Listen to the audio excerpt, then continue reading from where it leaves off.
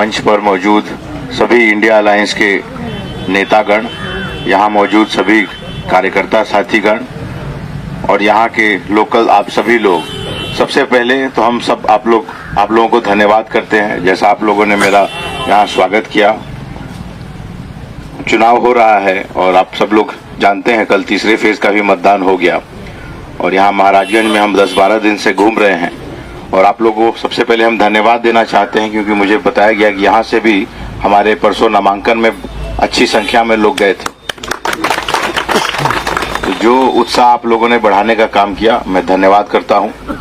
और आप लोगों के बीच में ये हमारा मैनिफेस्टो बांटा जा रहा है और तो मैं सब जगह कह रहा हूँ कि हम लोग वोट किस लिए देते हैं और क्यों वोट देंगे इंडिया अलायंस को, ये पता होना चाहिए। और मोदी जी के जो वादे थे, कोई वादा उन्होंने पूरा नहीं किया। चाहे 2 करोड़ नौकरियां थी, चाहे 15-15 लाख देने का वादा था, 100 शहर बनाने का बात करते थे कि 100 नए शहर बनाऊंगा। उसके ऊपर से जो बनने के बाद जो उनकी तानाशाही हम लोग देख रहे हैं वो तो है ही, बेरोजगारी, महंगाई। तो राहुल जी की यात्रा हुई 4000 किलोमीटर की और राहुल जी ने कन्याकुमारी से कश्मीर चलने का काम किया और जो लोगों से वो मिले और फिर उसके बाद 6000 किलोमीटर, 6500 किलोमीटर गाड़ी से भी उन्होंने यात्रा की। तो तकरीबन 250 डिस्ट्रिक्ट इस देश के, तकरीबन आधे डिस्ट्रिक्ट उन्होंने कवर करने का काम किया। और जो लोगों से उन्होंने बात की और लोगों से बात करने के बाद उन्होंने निष्कर्ष निकाला और उसके बाद ये मैनिफेस्टो आया है। ये मैनिफेस्टो का सारांश है, तो आप लोग इसको पढ़िए और लोगों को जागरूक कीजिए। इसके जो मुख्य मुद्दे हैं, मुख्य चीजें हैं, वो मैं आप लोगों के बीच रख के जा रहा हूँ। जैसे मोदी जी ने 16.5 लाख करोड़ रुपया देश के 22 पूंजीपतियों का माफ किया। ये आप लोगों का पैसा था, टैक्स पेयर्स का पैसा था, बिना आपसे पूछे दे दिया। तो इसीलिए हम लोग कह रहे हैं कि जितना पैसा उन्होंने व्यापारियों का माफ किया है, उतना ही पैसा अगर हमारी सरकार बनती है तो हम गरीब गुरबों में देने का काम करेंगे। और ये इतना ज्यादा पैसा होता है कि हर एक गरीब परिवार भारत का साल में उसको 1 लाख रुपया मिल जाएगा एक परिवार को। एक महिला चुनी जाएगी एक परिवार से जो सबसे एजेड महिला होंगी और उन महिला को डायरेक्ट बैंक ट्रांसफर होगा महीने के 8500 रुपए और साल के ये होते हैं 1 लाख रुपए। इससे महंगाई से लड़ने में मदद मिलेगी। जो हमारे युवा साथी हैं, बेरोजगारी आप लोगों का समस्या है, तो सबसे पहले जो हमारे ग्रेजुएट साथी हैं उनके लिए योजना है कि उनको 1 लाख रुपया साल का इंटर्नशिप प्रोग्राम में लगाया जाएगा, सरकार लगाएगी। जैसे आप लोग देखते होइएगा कि बड़े घर के लड़के जब अपना पढ़ाई लिखाई कंप्लीट करते हैं तो उनको एक इंटर्नशिप प्रोग्राम में लगाया जाता है। और जो middle class, lower middle class या गरीब परिवार का युवा है उसके लिए कुछ नहीं, वो भटकते रहता है।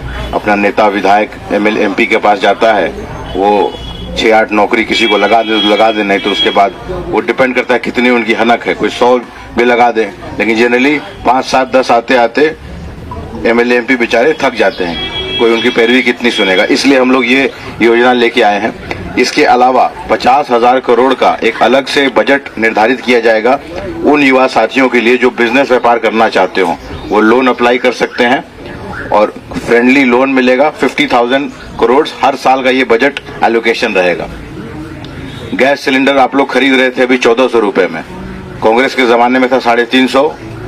और स्मृति ईरानी जी का आप लोग देखे होइएगा वीडियो, चूड़ी भेजती थी प्रधानमंत्री मनमोहन सिंह को कि जब 10-20 रुपया दाम बढ़ता था। फिर ये लोग सरकार में आते हैं तो सीधे 4 गुना दाम बढ़ा दिया, 1400। अभी चुनाव का सीजन है इसलिए 100-200 रुपए घटा दिए हैं। तो हम लोग कह रहे हैं कि इंडिया अलायंस की सरकार बनती है तो इसको घटा के हम लोग 500 करने का काम करेंगे गैस सिलेंडर को। और ये सोचिएगा जरा आप लोग कि जिन लोगों को, जो लोग कहते हैं कि मोदी जी हम लोगों को 5 किलो 10 किलो अनाज देते हैं, तो ये क्या कांग्रेस के जमाने में नहीं मिलता था? 1-2 रुपए में उसमें मिलता था, उसी समय का शुरुआत था। तो आप जरा सोच के देखिए कि एक तरफ सिलेंडर जो 350 का था तो उसका दाम आपसे मोदी जी खींच ले रहे हैं, 1050 रुपये एक्स्ट्रा ले रहे हैं और फिर 5 किलो अनाज दे रहे हैं। तो दे कहाँ कुछ रहे हैं? ये तो बेवकूफ बनाने का स्कीम है। 200 यूनिट बिजली हर एक गरीब परिवार की फ्री हो जाएगी। 200 यूनिट तक बिजली में पैसा नहीं लगेगा, निःशुल्क होगा। 200 यूनिट के बाद ही पैसा लगेगा। अग्निवीर योजना, बहुत प्रोटेस्ट हुआ बिहार में, आप लोग जानते हैं कितने युवाओं ने यहाँ पे ट्रेनों में आग लगा दी थी।